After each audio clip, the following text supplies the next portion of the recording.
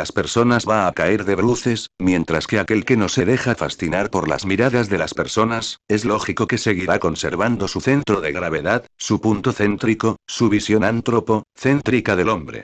Uno tiene entonces que mirar siempre hacia su objetivo. No importarle las cosas que le rodean. Bueno, nos pareció interesante, pero en cierta ocasión pudimos comprobar que el maestro Samael sí practicaba aquello. Cierto día, como él era un hombre muy gentil, muy cortés y sencillo, tuvo la amabilidad de llevarme al aeropuerto de la Ciudad de México. Entonces me tocaba cruzar una calle, donde me volvía a encontrar con el maestro, pues como él venía conduciendo su coche, daba la vuelta y tenía que pasar por el mismo punto donde me encontraba, ya de regreso a su casa de Macuitepec. Entonces me dije, voy a poder despedirme nuevamente del maestro, y cuando menos pensé, ya le estaba haciendo señas del saludo, de despedida. Pero él solamente miraba al frente. Estaba observando al frente. Pasó a mi lado, pero ni volteó a mirarme. Tal vez ni se diera cuenta.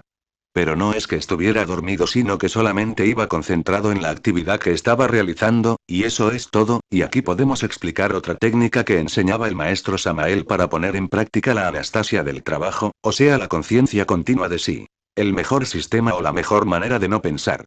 Pues muy sencillamente, el maestro Samael nos recomendaba a todos nosotros los estudiantes gnósticos, poner en práctica la pronunciación continua de un koan, diariamente, en todas nuestras actividades. ¿Y qué es un koan?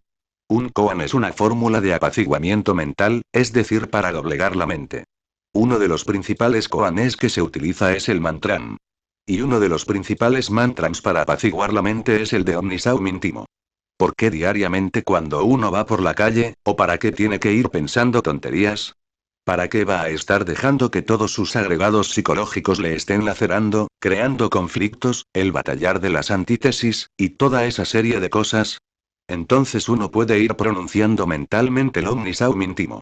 Pero cuando ya le toque a uno trabajar, entrar en una actividad, entonces nosotros dejaremos de pronunciar el mantra y pondremos toda nuestra atención en la actividad que tengamos que realizar. Es tan importante este trabajo, la anastasia del trabajo, la conciencia continua de sí mismo, que esto no nos permitirá caer en el camino de la mecanicidad. ¿Hasta qué punto ha llegado la mecanicidad del hombre moderno actual que, por ejemplo, en los Estados Unidos los institutos de psiquiatría y psicología han creado en coordinación con la IBM? Las llamadas computadoras psiquiatras, y esto porque los psiquiatras, respetando algún hermano presente que sea psiquiatra, los mismos son más locos que sus mismos pacientes. Entonces se ha observado en los EU que los psiquiatras andan más desquiciados, más descontrolados, más mecanizados y más psicópatas que sus mismos pacientes. Y se ha observado que la gran mayoría de los psiquiatras no tiene la conciencia continua de sí, y se distraen cuando realizan su trabajo, mientras que las computadoras no se distraen porque no tienen mente, porque no piensan, porque no tienen imaginación ni fantasía.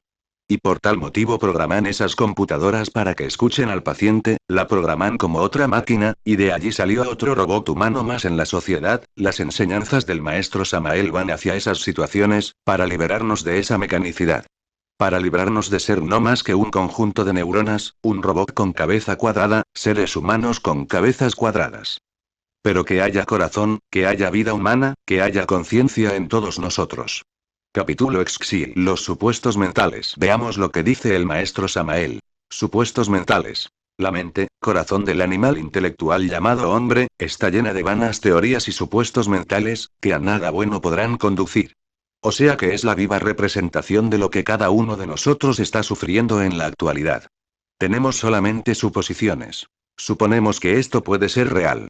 Suponemos que podemos llegar a la autorrealización íntima del ser. Suponemos que vamos a triunfar. Suponemos que fulano de tal tiene la razón. Supone zutano de que fulanito está diciendo que sutanito tal cosa. Veamos en enredo psicológico, el laberinto humano que se desata en cada una de nuestras mentes. ¿Por qué? Porque son teorías, nada más. Lo que estamos percibiendo nosotros actualmente, es una gran cantidad de apariencias, de teorías, planteamientos, sofisterías o razones que no son del caso. Y a nosotros lo que debería interesarnos es la realidad. Lo que nos debe interesar a nosotros es poner en práctica la enseñanza dejada por el maestro. Basta ya de teorías, como decía el maestro Samael. Lo que necesitamos es la praxis. La aplicación de la teoría. El maestro Samael Aun Weor determinó que después de este Congreso de Caracas, de agosto de 1978, desapareciera para siempre dentro del ámbito de los eventos gnósticos internacionales, las polémicas, los debates, las teorías, etc., y que se convirtieran en eventos prácticos, científicos, culturales, psicológicos, que nos encaminaran a nosotros a la nobleza de la inteligencia y a la aristocracia del espíritu, porque el debate, el conflicto, el choque, el roce, etc., no pueden conducirnos a ninguna situación real de tipo superior. Cuando se ha visto que un hombre se haya realizado por un problema o por una teoría, o por medio de la polémica o el conflicto, cuando se ha visto que una persona triunfe en la vida por medio de supuestos mentales, sin poseer en sí mismo hechos o realidades concretas. La frase del maestro Samael para este Congreso de Caracas decía: preséntate con hechos, mas no con proyectos. El mundo de los proyectos está en el ámbito de las propuestas mentales. Suposiciones o posiciones que no son del caso, que no tienen bases reales. Sofisterías o inducciones que no conducen a nada positivo y real. Por eso el maestro Samael aconsejaba que en estos instantes, cada uno de nosotros debe hacer una reorganización de la mente, sacar lo que no debe estar, dejar lo que aún sirve, lo que aún nos puede encaminar a derroteros sublimes y enaltecedores. Debemos realizar como él lo describía en una tercera cámara en la Ciudad de México. Debemos realizar en nuestra casa, como una nueva mudanza. Vamos a pintar nuevamente nuestras paredes, vamos a pintar nuevamente todas nuestras situaciones, cambiar los muebles, cambiar los adornos, cambiar todo aquello que hay en el interior de la mente, para que desaparezcan los supuestos mentales.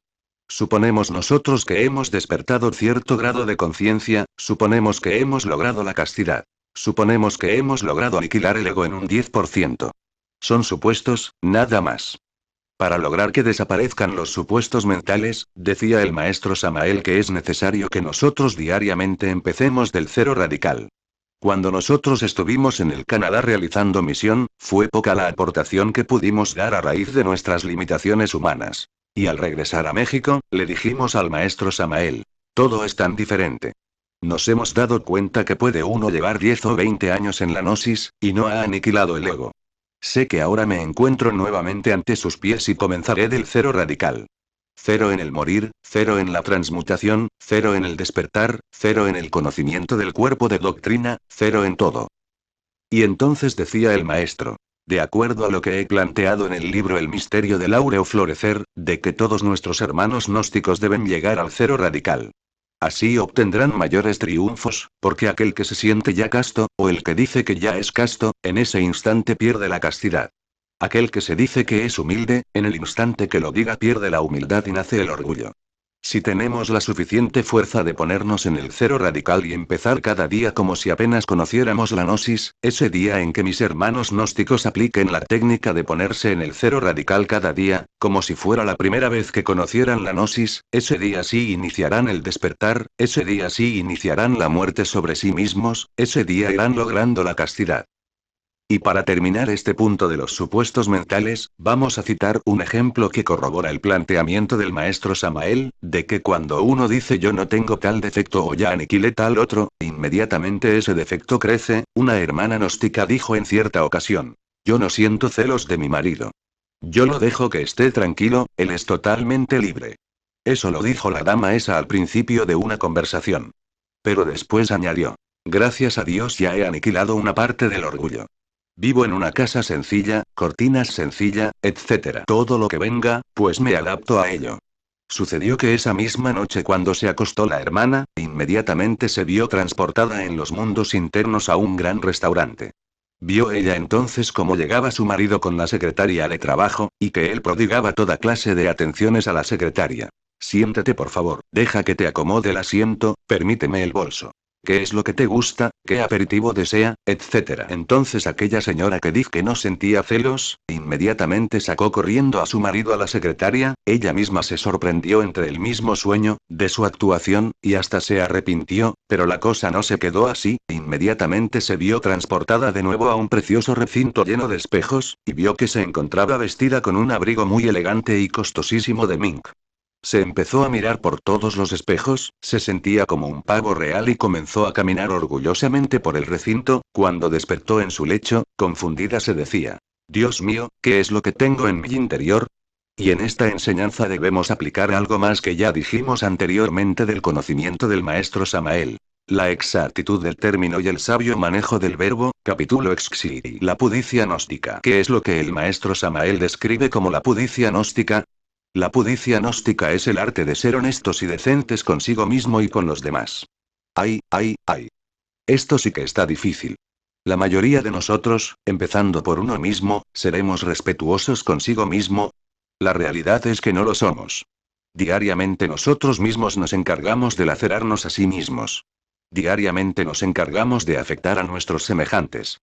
Es una falta de respeto terrible la que existe, y respeto, criticamos a todo el mundo, hasta sus mínimos detalles.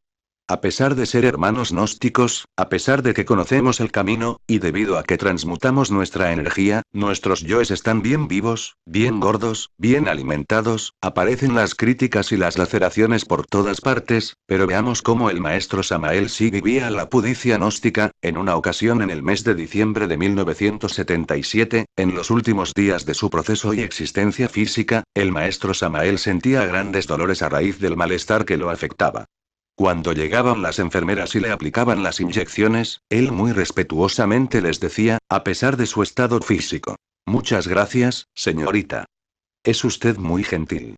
Y cuando él sentía terribles dolores y necesitaba que le pusieran la inyección, llamaba a la enfermera: señorita, ya es hora de la inyección.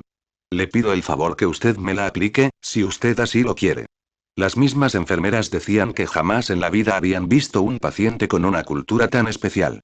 Conocemos perfectamente que después de que una persona haya sido sometida a la anestesia, la llevan a una sala de recuperación, para que pueda expresar todas sus groserías subconscientes libremente, todas las porquerías que cada uno de nosotros carga en su interior y que afloran espontáneamente en esos momentos a raíz de los efectos de la anestesia.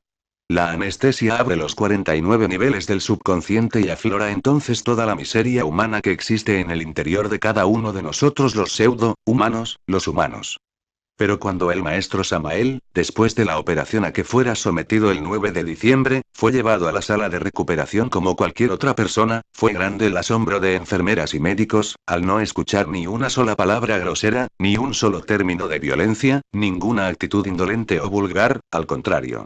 Los doctores y enfermeras que lo vigilaban fueron testigos de un equilibrio y una demostración de control de sí mismo extraordinario, y el otro ejemplo que ilustra algo que nosotros también debemos poner en práctica, es decir, la pudicia gnóstica, la dolencia y la honestidad consigo mismo y con los demás, es el siguiente: de noche, cuando se encontraba enfermo el maestro Samael, al no tener un sueño regular, se despertaba muchas veces. Pero él le ponía una nota de humor a su sufrimiento, y el día que lo iban a operar, nos comentaba que el doctor le había mordido el hígado. Entonces al oírlo hablar así, soltamos la risa, pero inmediatamente nos dijo el maestro: ¿de qué se ríen? ¿No ven que los hombres jamás se ríen? Un hombre jamás se ríe, como tampoco llora jamás, porque perdería su energía. Tanto el llanto como la risa demuestra desequilibrio en el ser humano. Uno jamás debe soltar la carcajada por respeto a nuestros semejantes. No debemos reírnos en estos instantes porque hay otros enfermos a nuestro derredor. Vemos que el maestro, a pesar de su situación dolorosa, tenía control de sí mismo y también mostraba respeto hacia los demás. Lo hacía con su comportamiento grato, en vez de hacer sufrir a los demás con su dolor o con sus quejidos y quejas. Por el contrario, no andaba con canciones psicológicas, diciendo: me duele. Me duele. Sino que lo tomaba todo de manera optimista. Cuando llegábamos por la mañana donde el maestro y le preguntábamos cómo había amanecido, ponía una tónica alegre a su situación difícil, contestando con el refrán de una canción entonces en boga en la Ciudad de México. En la misma ciudad y con la misma gente. Así era como el maestro expresaba el respeto por los demás, la pudicia gnóstica. No permitía que los demás sufrieran con su dolor. En otra ocasión en que le estaba aplicando el suero y las inyecciones, en vez de ponerse a gritar o a blasfemar, comenzaba a cantar un refrán. ¡Ay mamá! ¡Ay! Todos los negros tomamos café. Para todo el mundo tenía respeto y cumplía lo que nos enseñó en la psicología revolucionaria. Hay que comprender y acabar con la charla psicológica, con la canción psicológica. Hay que me duele, hay que todo el mundo debe tener piedad conmigo, etc. Hay que saber practicar la honestidad y el respeto consigo mismo y con los demás. Capítulo Exxif. La exégesis gnóstica. El maestro Samael define la exégesis gnóstica así. la explicación y la interpretación adecuada del trabajo esotérico gnóstico y de la gran obra. Acontece el siguiente fenómeno en todo el estudiantado gnóstico. La mayoría de nosotros lastimosamente no hace más que repetir mecánicamente